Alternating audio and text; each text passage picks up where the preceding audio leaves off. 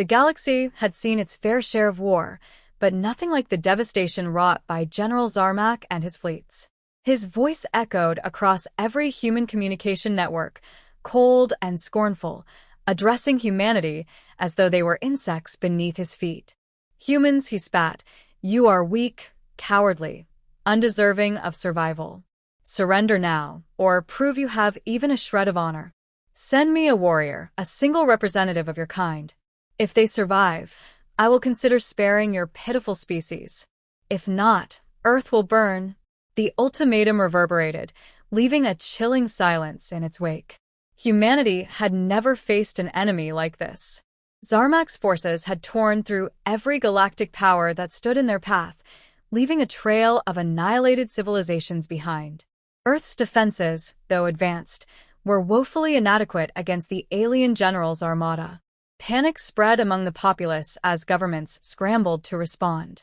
World leaders convened in secret, their faces pale with dread as they debated their next move. "This is madness," one leader said, slamming his fist on the table. "We're sending someone to die. It's a show of submission, not strength." "We have no choice," another countered. "Zarmak's forces are unstoppable. If we refuse, Earth will be destroyed outright. At least this gives us a chance, however slim." In the end, desperation won out. Humanity would send someone, a single soldier, to face the alien challenge. But who could they possibly send to stand against such overwhelming odds? The answer came from deep within the shadows of Earth's military elite. Captain Elias Kane.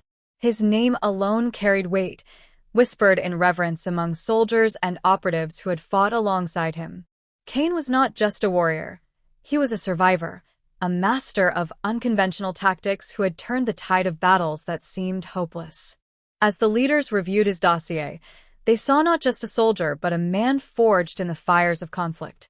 He had faced insurmountable odds before and emerged victorious, not through brute strength, but through intelligence, creativity, and sheer willpower. "If anyone can do this," a general said grimly, "it's Kane." The decision was made. Elias Kane was summoned to a secure military base, where he was briefed on the mission. The alien planet was a hostile wasteland, its surface ravaged by storms and its skies dominated by Zarmak's fortress. The fortress itself was an impenetrable labyrinth of alien technology, guarded by an army of bioengineered soldiers and mechanized drones. The odds were impossible. Kane listened without flinching, his face calm and resolute.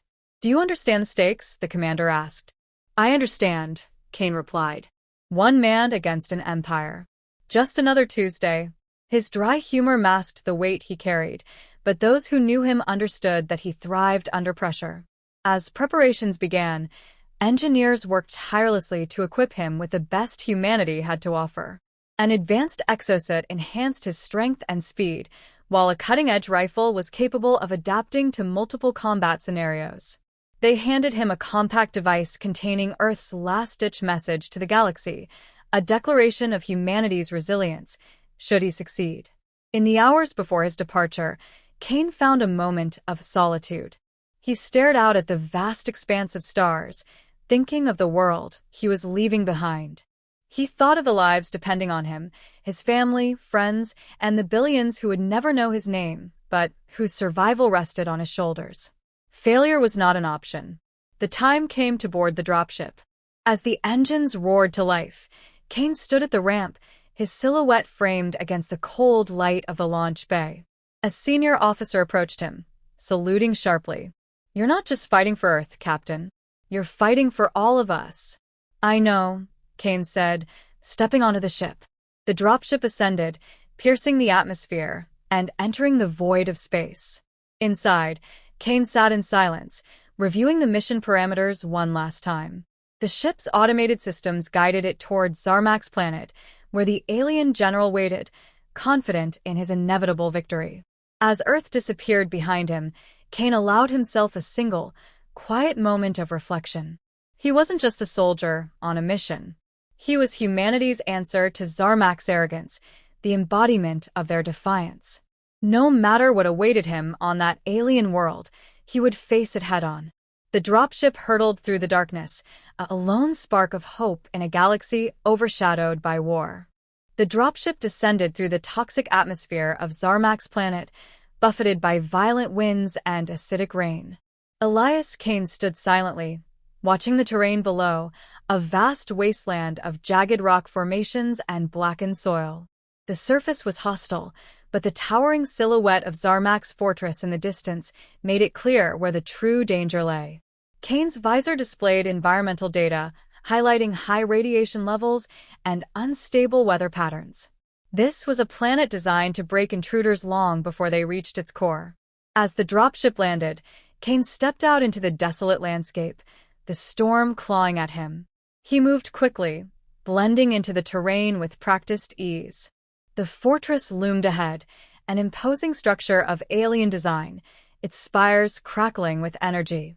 Zarmak had built his domain as a testament to power, a message to anyone foolish enough to challenge him. Kane studied its defenses through his visor, a maze of walls, turrets, and patrols. Every inch was covered by drones and bioengineered soldiers, their movements precise and unyielding. Kane began his approach, staying low and using the terrain for cover. He avoided detection with careful timing, his every step calculated. The fortress was surrounded by massive trenches filled with glowing, corrosive liquid. To bypass them, Kane located an access point, a maintenance tunnel concealed beneath heavy debris. The entrance was guarded by a small squad of alien soldiers. Their appearance was unnerving, tall, sinewy figures with glowing eyes and armor that seemed to pulse with life. Kane observed their movements, waiting for the right moment. When it came, he struck swiftly. Using his advanced rifle, he fired a silent, high-velocity shot, taking out the first soldier before they could react. He moved with surgical precision, eliminating the rest with a combination of melee strikes and carefully aimed shots. The skirmish was over in seconds, leaving no sign of an alarm. Kane dragged their bodies into the shadows before entering the tunnel. Inside, the air was heavy with a metallic tang. The tunnel was cramped and dimly lit, filled with the hum of alien machinery. Kane navigated its twists and turns, his visor mapping the layout as he went. He planted small explosive charges along critical points, ensuring he could cause chaos if needed. The deeper he went, the more alien the environment became. Walls pulsating with biomechanical veins, light sources that seemed alive. It was a stark reminder of how far humanity was from understanding Zarmak's technology. Emerging from the tunnel, Kane found himself in the outer courtyard of the fortress. It was a sprawling expanse filled with machinery and patrols. He stayed hidden, watching the aliens move with clockwork precision. Their efficiency was daunting, but Kane saw their weakness. They relied on routine, confident in their overwhelming strength. He exploited this arrogance, setting traps that targeted their most predictable movements. The first explosion tore through a patrol of drones, sending shrapnel and fire across the courtyard. The remaining soldiers scrambled to respond, but Kane was already moving, using the chaos as cover. He took out a sentry with a well-placed shot, then scaled a wall using his exosuit's grappling system. From above, he could see the fortress in greater detail, a labyrinth of towers, bridges, and energy conduits. Every section was heavily guarded, but Kane's mind worked quickly, identifying paths that would keep him out of sight. As he moved deeper into the fortress, resistance intensified. Alien guards patrolled in larger groups, their movements more deliberate. Kane adjusted his approach, using distractions to misdirect them. A thrown-sound grenade sent one patrol running in the opposite direction, while a hacked turret turned against its own forces. Each encounter was a test of Kane's adaptability, and he passed every time. At one point, a squad of elite soldiers confronted him directly. These were larger and more heavily armored than the others, their weapons glowing with an ominous energy. Kane engaged them in a brutal fight, using every tool at his disposal. He dodged their attacks with agility, countering with precise strikes that exploited gaps in their armor. When the last soldier fell, Kane was left with minor injuries, but a deeper understanding of his enemy's capabilities. The deeper he went, the more oppressive the fortress became. The air was thick with heat and the faint hum of alien energy. Kane's visor detected surveillance systems scanning the area, and he used EMP devices to disable them temporarily. Every step brought him closer to Zarmak's inner sanctum, but the journey was far from over. Kane knew he was being watched, his progress likely monitored by the alien general himself. Kane found a vantage point overlooking the next section of the fortress, a massive courtyard filled with alien machinery and heavily armed troops. Zarmak's forces were regrouping, their movements more coordinated. Kane crouched in the shadows, formulating his next move. The path ahead was dangerous, but his mission was clear. Failure was not an option. Kane waited, concealed in the shadows as the alien troops reorganized. Their movements had shifted, they were no longer complacent. His earlier ambushes had disrupted their rhythm, and now they searched for him with precision and purpose. He adjusted his strategy, knowing he couldn't rely solely on stealth anymore. The fortress was tightening its grip, and every step forward would require careful planning and execution. A patrol passed below, their glowing armor casting faint light against the darkened walls. Kane timed his movements perfectly, dropping silently behind them and planting a small, timed device. Moments later, the explosion tore through the corridor, scattering debris and throwing the aliens into disarray. As they scrambled to contain the damage, Kane slipped past unnoticed, his mind already focused on the next obstacle. The fortress grew more complex the deeper he ventured. It wasn't just a military installation, it was alive.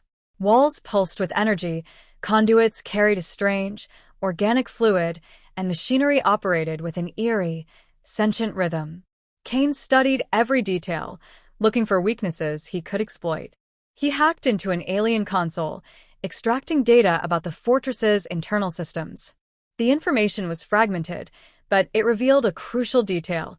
Zarmak's command center was at the heart of the fortress, heavily fortified but accessible through a series of interconnected corridors and lifts. Kane moved quickly, using the alien technology against its creators. He triggered automated defenses to target patrols, sowing confusion and fear among the soldiers. Reports of his actions spread, and he intercepted fragments of their communication.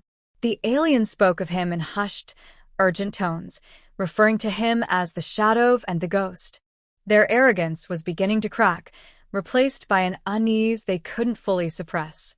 As he pressed on, Kane encountered a heavily guarded chamber.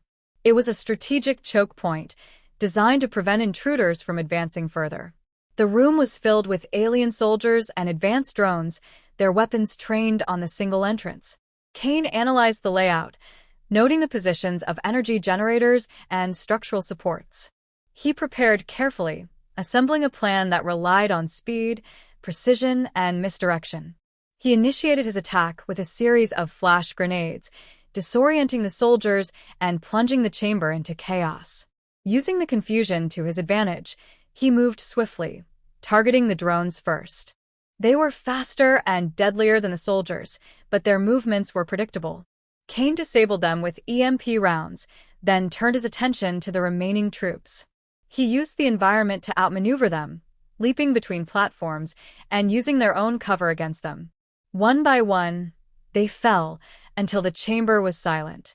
Kane paused only briefly to catch his breath before continuing.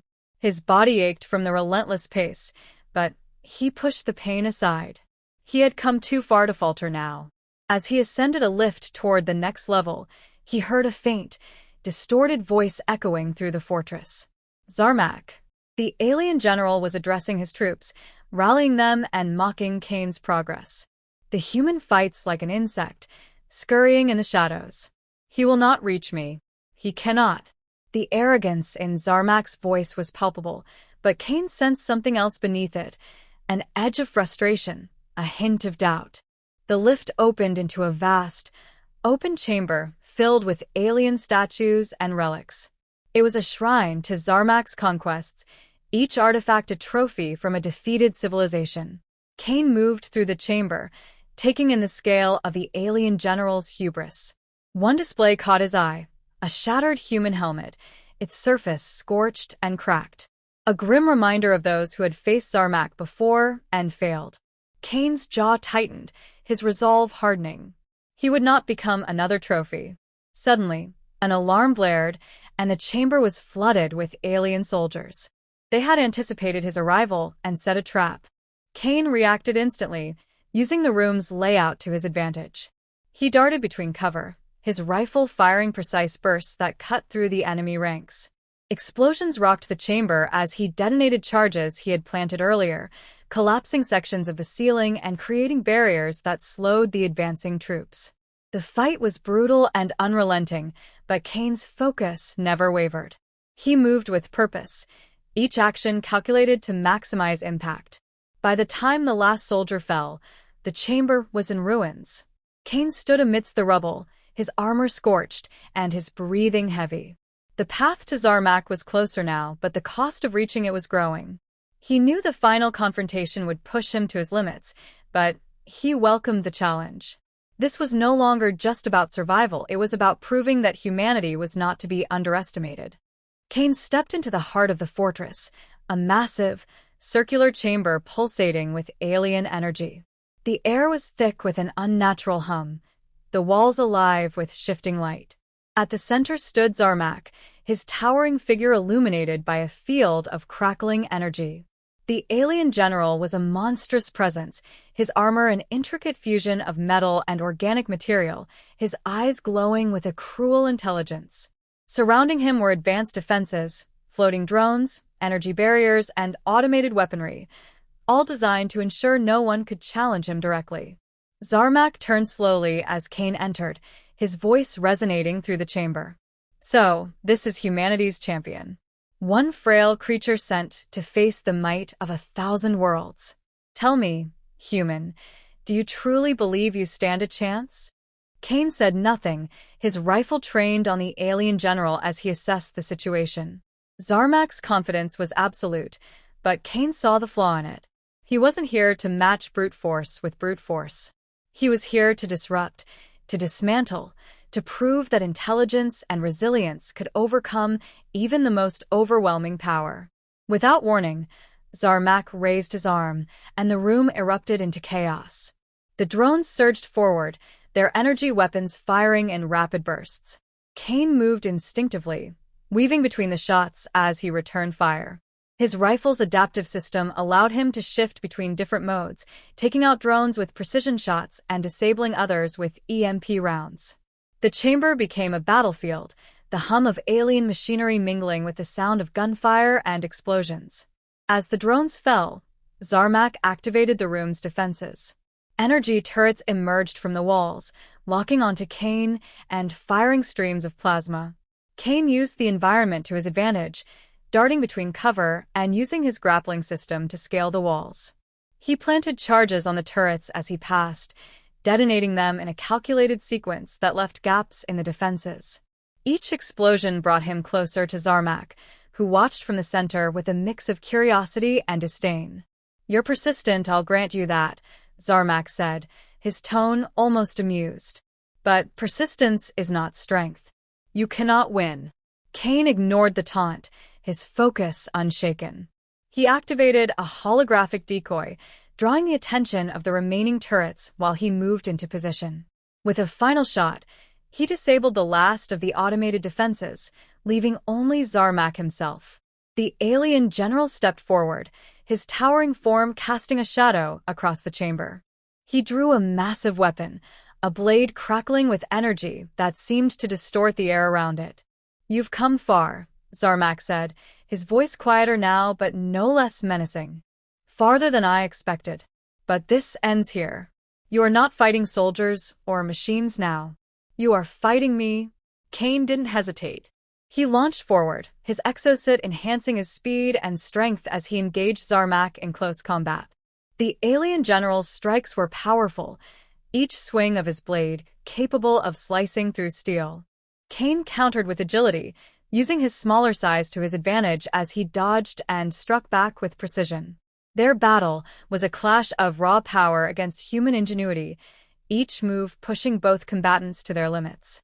Zarmak's armor absorbed the brunt of Kane's attacks, but Kane adapted quickly.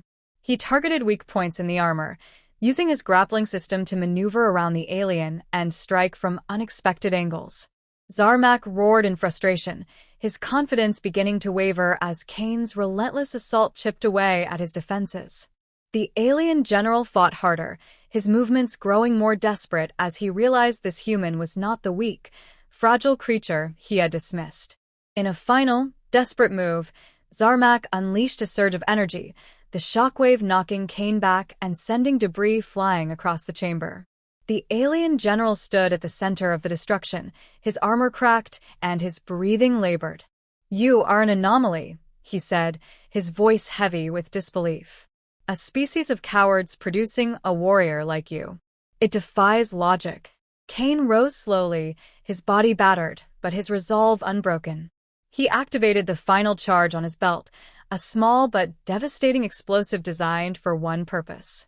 As Zarmak charged toward him, Kane threw the device with precision, the explosion engulfing the alien general in a blinding light. When the dust settled, Zarmak lay motionless, his armor shattered and his weapon destroyed. Kane stood over the fallen general, his breathing heavy as he looked around the ruined chamber. He retrieved the message device he had carried from Earth, activating it and placing it at the center of the room. A holographic projection appeared, displaying humanity's declaration of resilience to the galaxy.